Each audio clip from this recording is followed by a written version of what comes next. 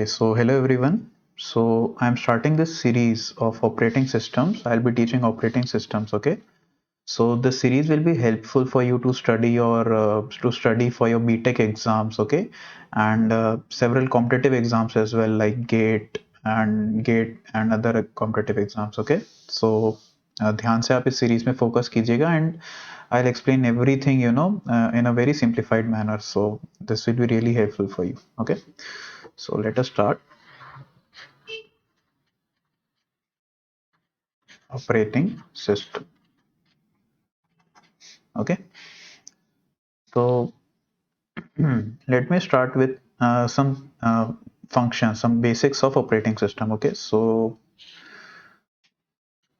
I'm drawing a laptop right now. Okay, so this is a laptop. There are some keys. Okay, now who uses a laptop? We use the laptop, right? We use a laptop or a computer, whatever. Okay, so this is a user. Okay, and this is a piece of hardware. Okay, अब मैं operating system के कुछ functions के बारे में सबसे पहले हम लोग डिस्कस करते हैं. सो वहाँ से हम लोग स्टार्ट करेंगे. Okay, so functions of operating system. So सबसे पहला फंक्शन जो ऑपरेटिंग सिस्टम का रहता है, that is operating system is an interface between a user and a hardware. तो इसको मैं और एक्सप्लेन करता हूँ. It's an interface between user and hardware. Alright, so हमारे पास ये पीस ऑफ हार्डवेयर तो है. Okay, but now how to use this piece of hardware. Okay, so that's when operating system comes into the picture. Okay, तो operating system हमको एक interface provide कराता है ताकि जो हम user, we as a user, we are able to operate, we are able to use this piece of hardware. Okay, तो हम लैपटॉप को टर्न ऑफ, टर्न ऑन करना, शट डाउन करना, सम प्रोग्राम्स खोलना, प्रोग्राम्स को क्लोज करना, तो इस पीस ऑफ हार्डवेयर को पूरी तरीके से यूज करने के लिए जो इंटरफेस हमको प्रोवाइड किया जाता है, that interface is provided by operating system. So operating system itself is an interface, okay, between that user and the hardware. So that is the first and the most important function of operating system. So second is resource allocator. I'll explain what is resource allocator as well.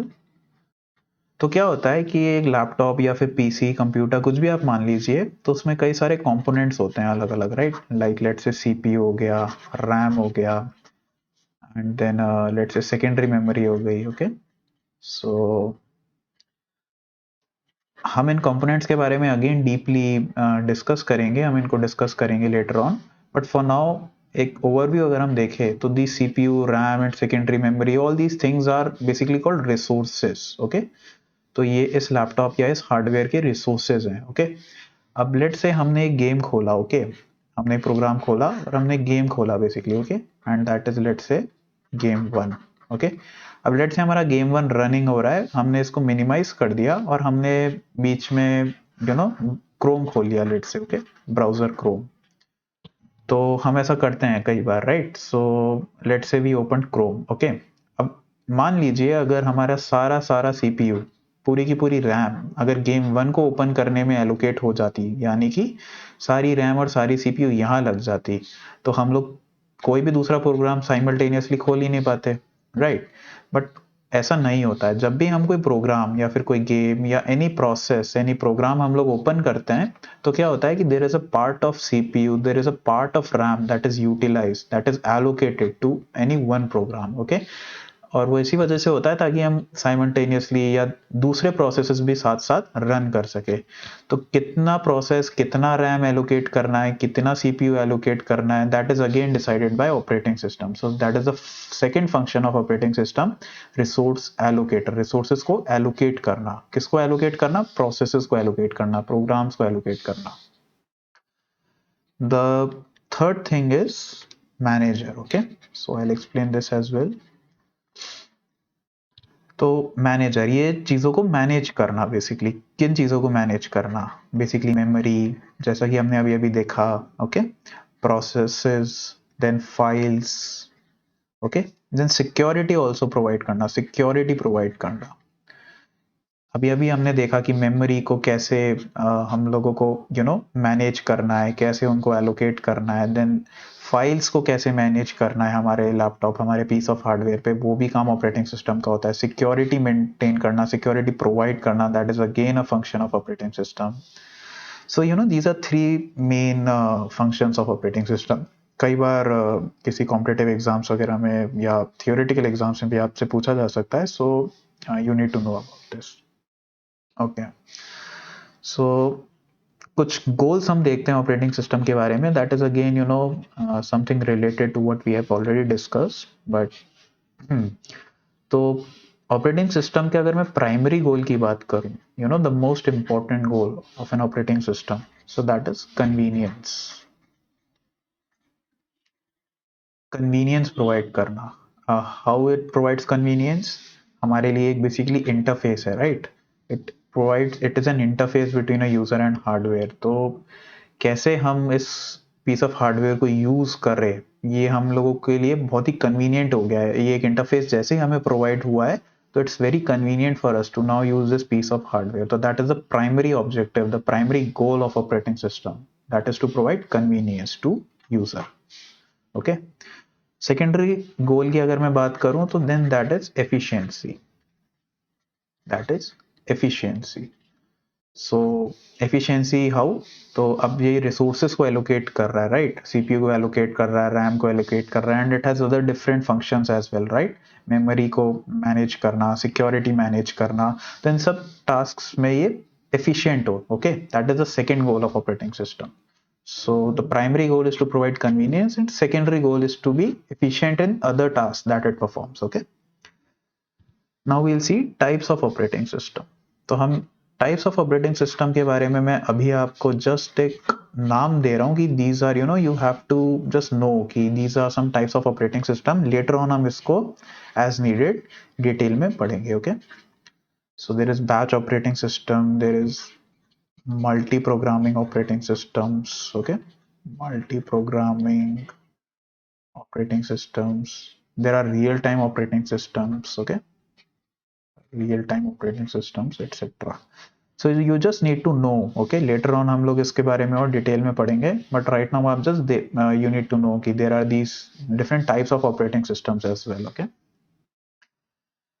now let's discuss कि अब हम process, there is something called as a process, so that is, you know, very much interlinked with an operating system, एक बहुत ही important component है operating system का। तो उसके बारे में हम लोग डिटेल में थोड़ा सा देखते हैं। ओके, तो क्या होता है कि हम लोग लेट से एक प्रोग्राम लिखते हैं। ओके, एक प्रोग्राम लिखते हैं हम लोग। तो सो लेट से हमने एक सी कोड लिखा। Okay, this is a C code. तो हमने कुछ लाइंस ऑफ सी कोड लिखी, एंड ये हमारा है let say programme.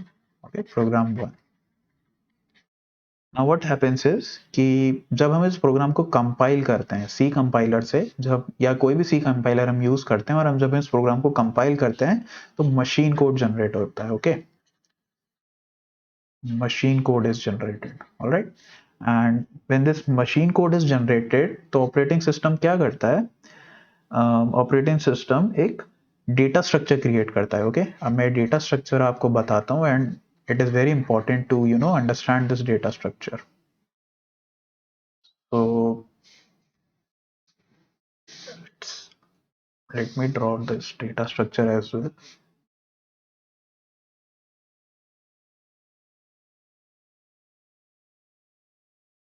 Okay,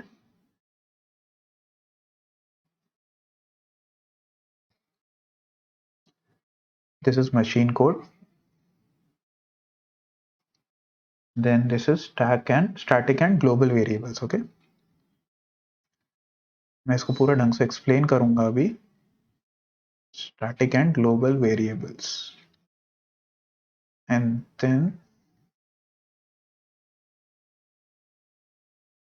this is stack, and then this is heap. Okay, so this is the data structure that operating system creates. Okay, तो अब ये डेटा स्ट्रक्चर जब create होता है, तो ये कब क्रिएट होता है? जब हम किसी प्रोग्राम को कंपाइल करते हैं और मशीन कोड जनरेट हो जाता है। तो जैसे ये मशीन कोड जनरेट होता है, ऑपरेटिंग सिस्टम क्या करता है? जब एक डेटा स्ट्रक्चर क्रिएट करता है, और इस मशीन कोड को यहाँ पे प्लेस कर देता है। ओके, एंड इस मशीन कोड की एक फिक्स्ड मेमोरी होती है। ओके, फिक्स जितना एक मेमोरी ये मशीन कोड लेता है वो फिक्स हो जाता है इस डेटा स्ट्रक्चर में। ओके, एंड देन उसके बाद according to the program operating system कुछ स्टैटिक एंड ग्लोबल वेरिएबल्स के लिए मेमोरी एलोकेट करता है। तो थोड़ा बहुत मेमोरी हमारा मशीन कोड के लिए एलोकेट हो गया, थोड़ा बहुत मेमोरी हमारा स्टैटिक एंड ग्लोबल वेरिएबल्स के लिए एलोकेट हो गया।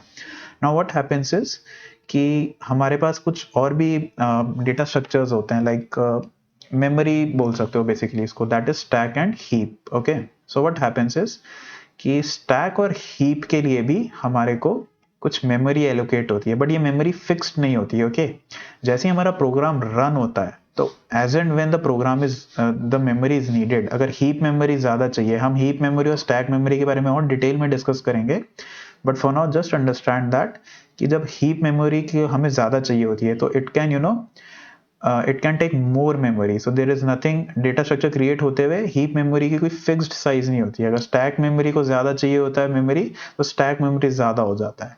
सो heap memory and stack memory kind of share a common memory, and as and when they needed ये अपने हिसाब से कम ज्यादा इसको कर सकते हैं। तो दैट इज वन थिंग। तो इसको बारे में हम अभी इतना ही डिस्कस करेंगे। तो this is very simple. Okay, data structure create हो जाता है हमारे पास, इन दो चीज़ों के लिए हमारे पास फिक्स्ड मेमोरी एलोकेट हो जाती है, और बाकी जब प्रोग्राम रन होता है तो stack and heap memory change होती रहती है। तो जब हमारा ये रन हो रहा होता है, ओके, तो रन होने के बाद हमारे अब जो इंस्ट्रक्शंस हैं, हमने अभी इनिशियली कुछ इंस्ट्रक्शंस यहाँ प्रोग्राम में लिखे थे ना, सी कोड, राइट।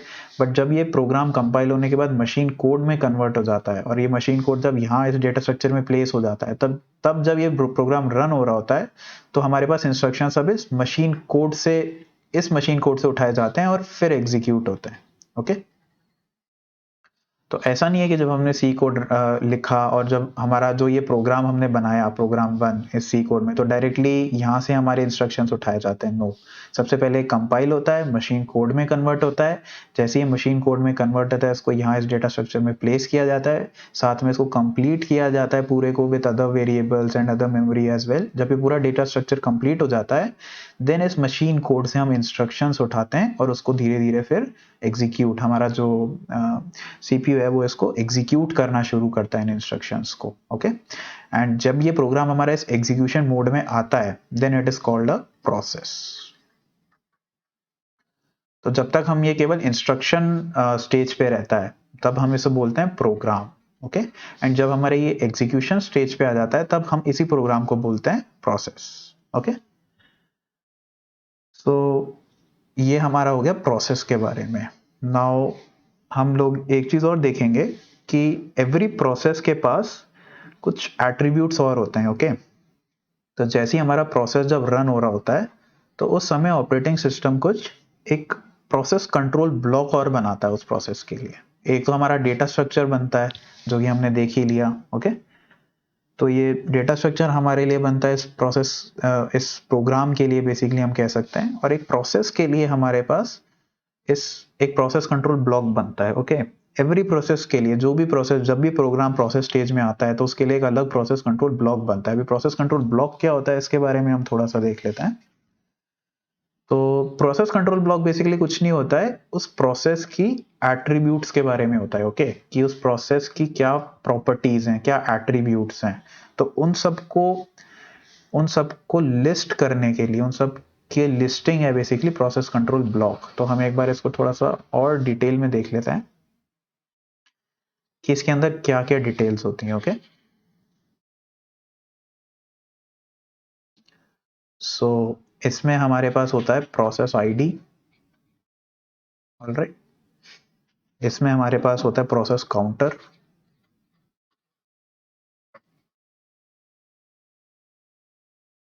देन हमारे पास होता है process state. Okay, priority. Alright, then हमारे पास होता है general purpose registers,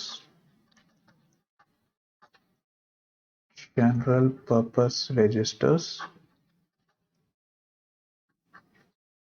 list of open files,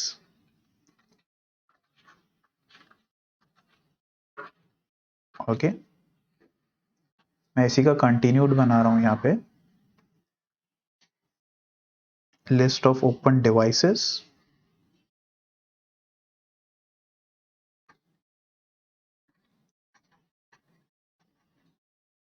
and then हमारे पास होता है प्रोटेक्शन। ऑलराइट, सो ये कुछ एट्रीब्यूट्स, ये कुछ प्रॉपर्टीज होती हैं हमारे पास जब भी कोई प्रोग्राम हमारा एग्जीक्यूशन स्टेट में आता है और एक प्रोसेस बनता है। ओके, इन सब प्रॉपर्टीज हमारे को ज़रूरत होती है इन प्रॉपर्टीज़ की। ओके, जब भी हमारा प्रोसेस रन हो रहा होता है तो हमारे को इन प्रॉपर्टीज़ की ज़रूरत पड़ती है कि प्रोसेस आईडी क्या है, इस प्रोसेस का काउंटर क्या है, इस प्रोसेस का स्टेट क्या है, इसकी प्रायोरिटी क्या है। तो इनकी ये क्या प्रॉपर्टीज़ होती हैं, ये कब काम में आती हैं, क्यों काम में आती हैं और कैसे काम में आती हैं, इनको हम और डिटेल में आगे पढ़ेंगे। But for now just keep in mind कि ये कुछ एक प्रोसेस कंट्रोल ब्लॉक होता है। इस पूरी चीज को हम प्रोसेस कंट्रोल ब्लॉक कहते हैं। Okay, process control block is nothing but it is a it is a block which contains attributes of a process. Okay, तो मेमोरी में कहीं किसी मेमोरी, जो हमारी मेमोरी होती है, तो उसके अंदर क्या होता है कि किसी मेमोरी ब्लॉक में हमारे पास उस प्रोसेस, जो भी प्रोसेस रन हो रहा होता है, तो उसके लिए कुछ प्रॉपर्टीज हम उस प्रोसेस के अंदर स्टोर करके रखते हैं। उस मेमोरी ब्लॉक को हम बोलते हैं प्रोसेस कंट्रोल ब्लॉक। और उसके अंदर कौन सी प्रॉपर्टी स्टोर करते हैं, ये वाली प्रॉपर्टी स्टोर करते हैं। Okay, so this is a process control block. हर एक एट्रीब्यूट के बारे में हम आगे इसको डिटेल में पढ़ेंगे। ओके, सो नेक्स्ट वीडियो में सबसे पहले हम देखेंगे प्रोसेस स्टेट के बारे में। That is the most important thing. और क्या हमारा प्रोसेस स्टेट है। Okay, what are the process states, what are the states of a process, and how basically a process is created, how is it executed and how is it ended, how the process ends. ये हम लोग next video में देखेंगे। Alright, thanks a lot guys.